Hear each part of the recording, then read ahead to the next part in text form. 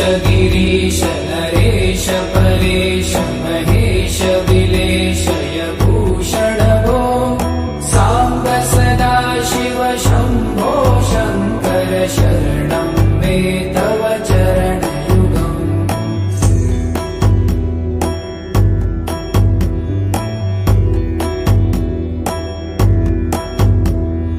भूमया दिव्य सुमङ्गल विग्रहया लिङ्गित वामाङ्ग विभो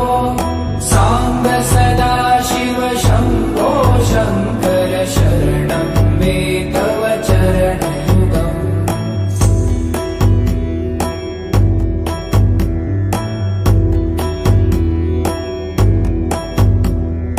दूरीकुरु मामज्ञमनाथं दूरीकुरु मे दुरितं भो साम्ब सदा शिव शम्भो शङ्कर शरणं मे तव चरणयुगम्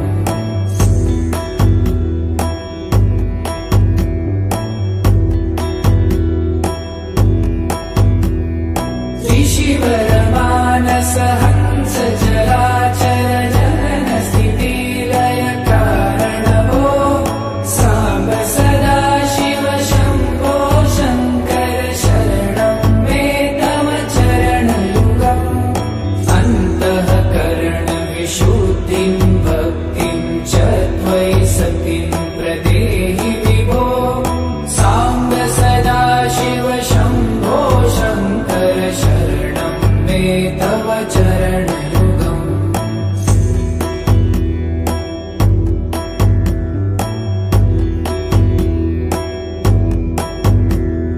करुणा करुणालयमयि दासोदासस्तवोचितो नहि भो साम्ब सदा शिव शम्भो शङ्कर शरणं मे तव चरणयुगम्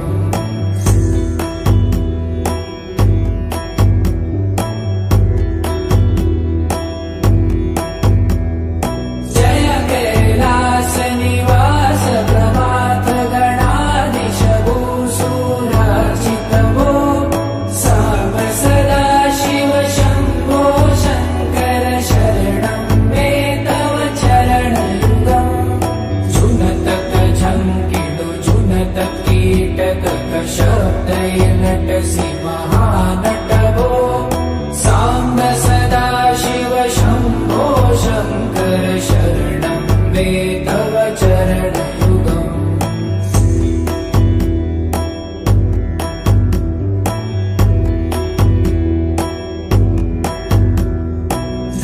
धर्मस्थापन दक्ष रक्ष गुरु दक्ष यज्ञ शिक्षक भो साम्ब सदा शिव शम्भो शङ्कर शरणं मे तव चरणयुगम्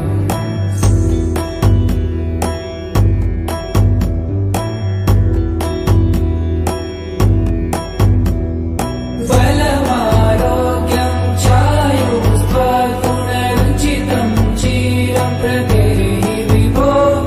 साम्ब सदा शिव शम्भो शङ्कर शरणं मे तव चरणयुगम्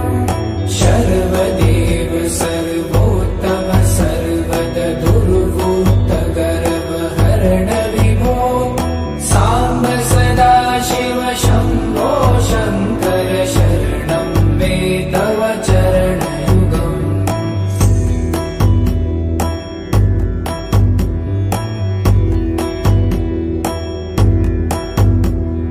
भगवन् भर्ग भयापह भूतपते भूति भूषिताङ्ग विभो साम्ब सदा शिव शम्भो शङ्कर शरणं मे तव चरणयुगम्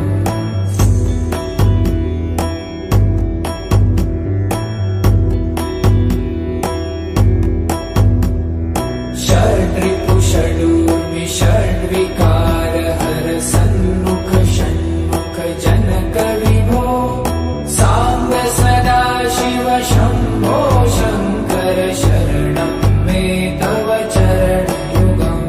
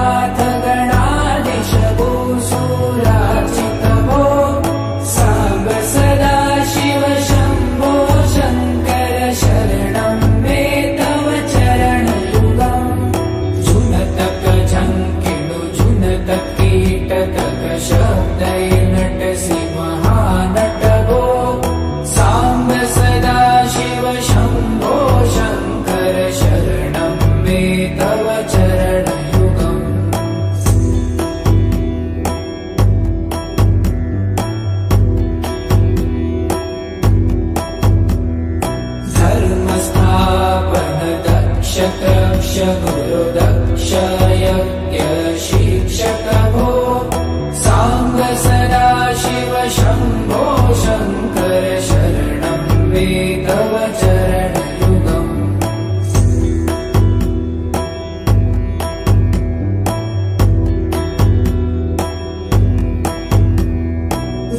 बलमारोग्यं चायुस्त्वगुणरुचितं क्षीरं प्रदेहि विभो साम्ब सदाशिव शम्भो शङ्कर शरणं मे तव चरणयुगम् सर्वदेव सर्वोत्तम सर्वगदुर्भूत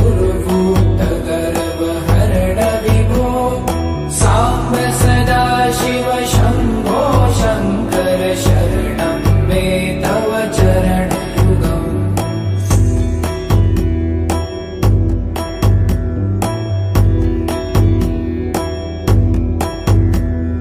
भगवन् भर्गभयापः भूतपते भूतिभूषिताङ्ग विभो साम्ब सदाशिव शम्भो शङ्कर शरणं मे तव चरणयुगम्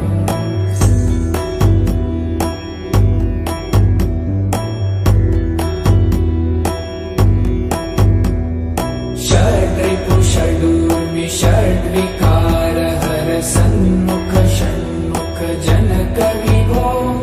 साम्ब सदाशिव शम्भो शङ्कर शरणं मे तव चरणयुगम्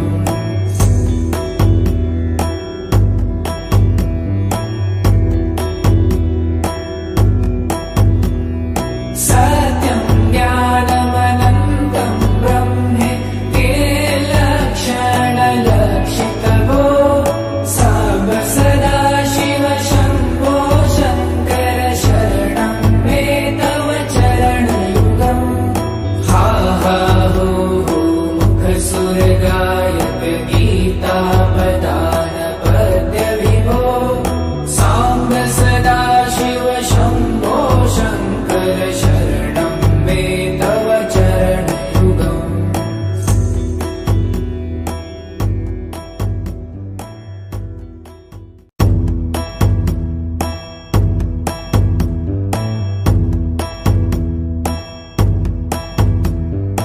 ईश गिरीश नरेश परेश महेश विलेशय भूषण भो साम्ब सदाशिव शम्भो शङ्कर शरणं मे तव चरणयुगम्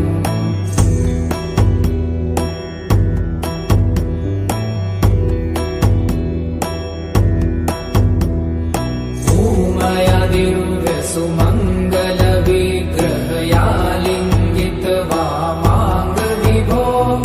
साम्ब सदाशिव शम्भो शङ्कर शरणं मे तव चरणयुगम्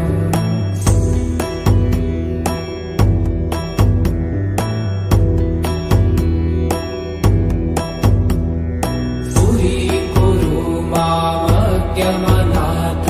दूरीकुरु मे दुरितं भो साम्ब सदाशिव शम्भो शङ्कर शरणं मे तव चरणयुगम्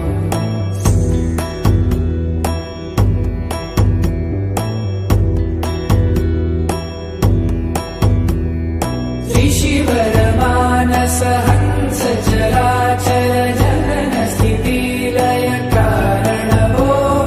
साम्ब सदाशिव शम्भो शङ्कर शरणं मे तव चरणयुगम् अन्तःकरण विशुद्धिं भक्तिं च त्वयि सतिं प्रदेहि विभो साम्ब सदाशिव शम्भो शङ्कर शरणं मे तव चरणयुगम्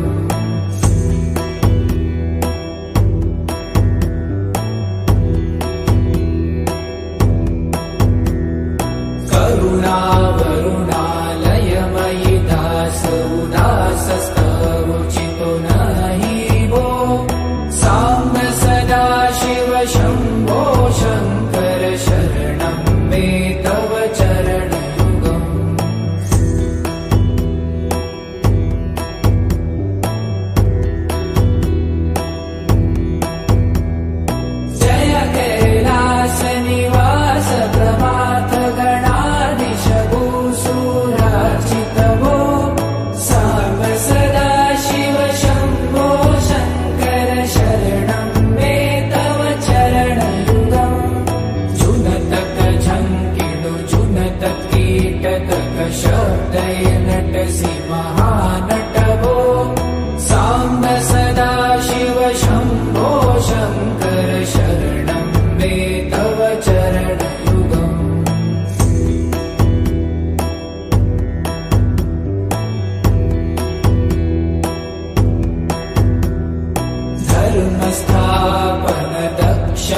दक्ष गुरुदक्ष यज्ञ शिक्षक भो साम्ब सदा शिव